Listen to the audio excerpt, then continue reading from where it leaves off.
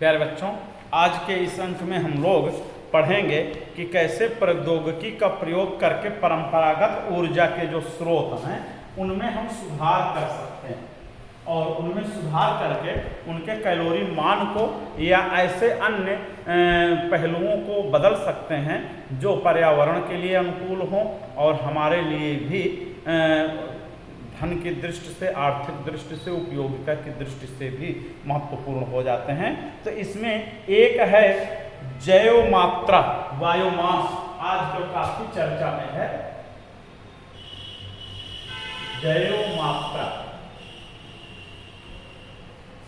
Biomass इसको कहते हैं। तो इसमें होता क्या है कि जैसे ये ईंधन जो पादपों और जंतु उत्पादों से प्राप्त किए जाते हैं उन्हें जैव मास कहते हैं। उदाहरण के लिए जीव जंतुओं से अथवा वनस्पतियों से जो अवशेष होते हैं, जैसे मान लीजिए पेड़ पौधों की पत्तियां या हमारे दैनिक घरेलू जीवन में उपयोग होने वाले साग सब्जी के छिलके, पेपर, इन सबको सड़ा गला करके गैस बनाई जाती है जिसे हम लोग बायोगैस कहते हैं।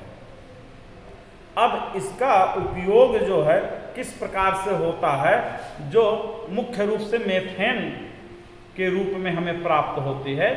अब यह अधिक ऊष्मा उत्पन्न नहीं करती तथा इसे जलाने पर अत्यधिक धुआं निकलता है।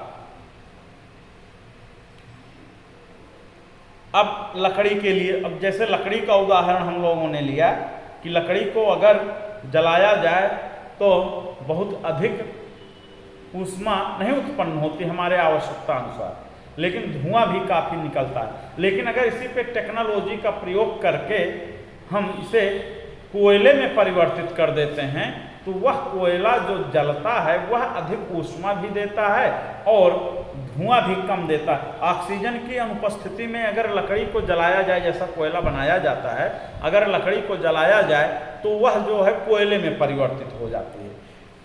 लकड़ी को वायु की सीमित आपूर्ति में जलाते हैं तो उसमें विद्यमान जल तथा वाष्पशील पदार्थ बाहर निकल जाते हैं जो लकड़ी में होते हैं, तथा अवशेष के रूप में चारकोल रह जाता है और यह बिना ज्वाला के जलता है। इसमें कम धुआं निकलता है तथा इसकी ऊष्मा पैदा करने की क्षमता भी अधिक होती है।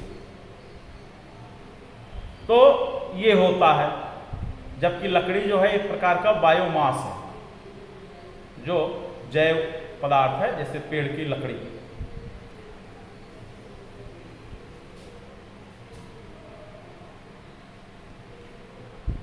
अब लकड़ी का कोयला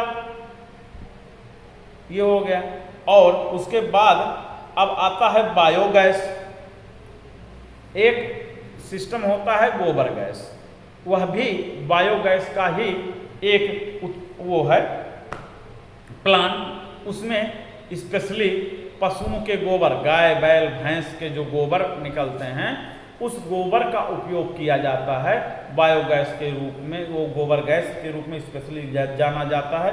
लेकिन बायोगैस संयंत्र में जो बायोगैस वाला है इसमें पूरा का पूरा अंश होता है। मान लीजिए पेड़ पौधों की हरी पत्तियां हैं, साग सब्जी के छिलके हैं, ये सब अगर व्यापक मात्रा में निकल रहे हैं या आप कहीं से कलेक्ट कर लें, कहीं से इकट्ठा कर लें और उनका उपयोग करें तो वो जब सड़ते हैं तो मीथेन गैस बनाते हैं। जैसे आप किसी गंदे नाले के पास खड़े हों और वहाँ पे देखें बजबजाते हुए गंदे नाले से गैस के बुलबुले निकलते रहते हैं और वही गैस के बुलबुले ही जिसमें प्रमुखता जो है मीथेन की होती है वह ईंधन के रूप में प्रयुक्त की जा सकती है। इसी पर तकनीक का उपयोग करके उस जैव उत्पादों को यानी जीव जंतुओं के अवशेषों को सड़ा करके उस गैस का उपयोग करके हम लोग अपना एक अत्यंत उत्तम कोटि का साधन विकसित कर सकते हैं टेक्नोलॉजी के अनुसार। आपकी पुस्तक में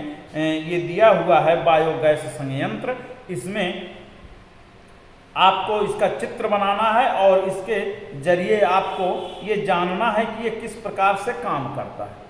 अब इसमें हम लोग इसके विषय में डिटेल में अपने अगले अंक में पढ़ेंगे कि जिसमें बायोगैस और जैव गैस के जो लाभ होते हैं, हानियाँ जो होती हैं, इनके सीमाएं जो हैं, इनके विषय में हम लोग अपने अगले अंक में पढ़ेंगे।